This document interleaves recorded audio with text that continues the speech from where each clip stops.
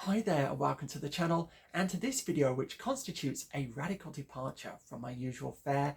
Typically you'll find me speaking about a novel, often one I believe has been unjustly neglected, and do my level best to revive interest in it. However, this summer I've been reading the great books of the Western canon, works requiring no introduction, nor do they need their praises sung, least of all by the likes of me. So I've been pondering how precisely to make videos about such works, and I believe I've hit upon a solution by speaking about how I read them. So the work I'm going to use as an example is this, Dante's The Divine Comedy. But before coming on to that, I believe it's worth briefly touching upon two questions. Who are the great books for, and why would anyone read them? Now, with regard to who the great books are for, I know I'm going to sound like a typical teacher here, but in my view, they are for everyone.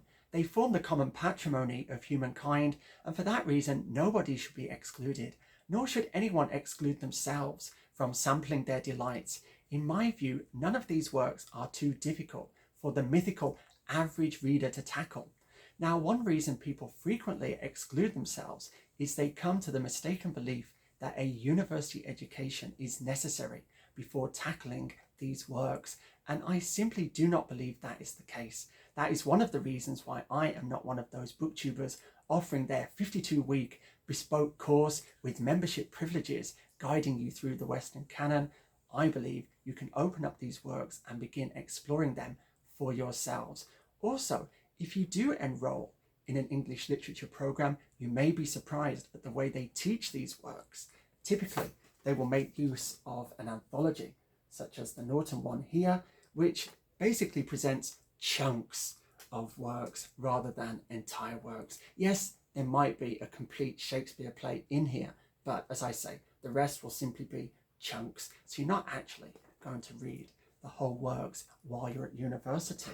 Now, one further reason people may exclude themselves from reading the great books is on account of age. You may be too tender in years, that is your sentiment, to begin reading such works. And here I would say it very much depends on the intellectual environment in which one has been raised. In my own case, I was raised in a household which was not intellectual in the slightest, and all of my reading during my formative years was culled from charity shops in my area. And even if the local Oxfam had all of these classics upon the shelves, I'm not really sure that reading them back then would have been of any great benefit to me. However, if you're blessed to be raised in a more intellectual environment, or to be making use of all of these online resources, the internet was not a thing when I was growing up, then I would say, like Premier League managers when they're speaking about young talent, if you're good enough, you're old enough. So you may want to begin your reading journey now.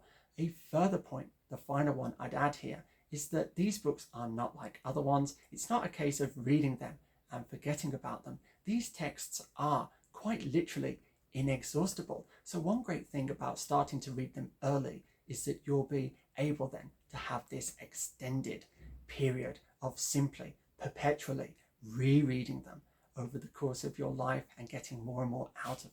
On that score, I am rather envious of people who might be reading The Divine Comedy in their 20s rather than, like me, on the wrong side of middle age. Now, my second question was, why should anyone read the great books? And here I'm going to suggest that works of art have their own inherent value. No justification is needed any more than someone who enjoys fishing or hiking or knitting or cooking should be obliged to defend why they engage in that pursuit rather than another. The answer is self-evident. It's what gives one the most pleasure. And above all, I am a reader, and it is reading that gives me pleasure. Even if I wasn't a doctoral student who's looking at an academic career and may have to teach these works to the younger generation, I would still, I believe, be embarked upon the same path of reading these works. That's just how it is if you love reading. One final point, watching great books videos on BookTube, I've noticed that many people approach reading them as a box-ticking exercise, and I'm going to caution against that. I've already mentioned the idea that one should be constantly rereading these works, and so that obviously counts against reading them in such a linear way, and that is a useful segue into getting into the meat and potatoes of this video, which is how I'm reading the Divine Comedy. Now I'll begin by just showing you the editions of the Divine Comedy I have here. So the one I've settled upon for my first reading of it is this. It gathers all 3 volumes together in a single book, and it is translated by John Chiadi, and the one I compared it with was this 3-volume Penguin Classic set, some of you may be familiar with, translated here by Dorothy L. Sayers. And I just found this version by Chiadi a little clearer.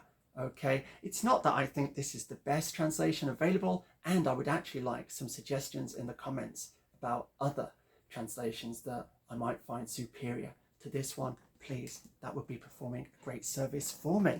Okay, now the first thing I should say is this approach is particularly amenable to the kind of book the Divine Comedy is. It's full of references to other texts, and so what I've been doing as I go through it is referring back to the texts that Dante draws upon. Now some of these I have actually already read, but I will show you them here. So I have a translation of Virgil's Aeneid. It's the one by John Dryden. So obviously Virgil features centrally in the Divine Comedy, and so I will refer back to episodes in this when they come up in the text.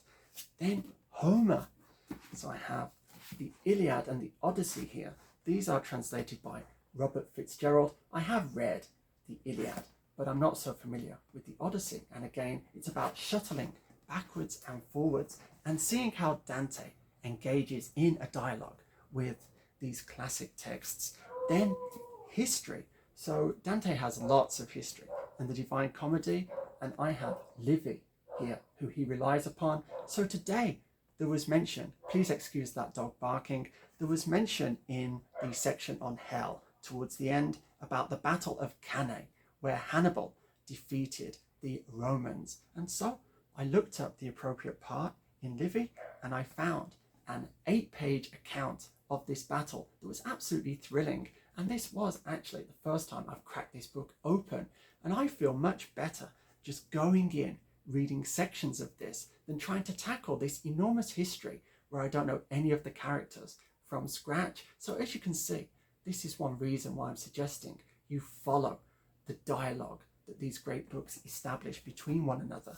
And then finally, there are copious references to Ovid's Metamorphoses, and as you can see, I've already read this and thoroughly marked it up. It was in fact my book of the month last month, and so again, when I come across a reference to Myrrha or Nessus in the Divine Comedy, it's already sparking my memory of the episode in the Metamorphoses. So I can go back if I want and see how Dante has adapted the material, why he's making use of it. There is actually one canto which is fascinating, where he explicitly acknowledges Ovid and then produces his own absolutely amazing transformation, just as if to say, well, anything you can do, I can do better.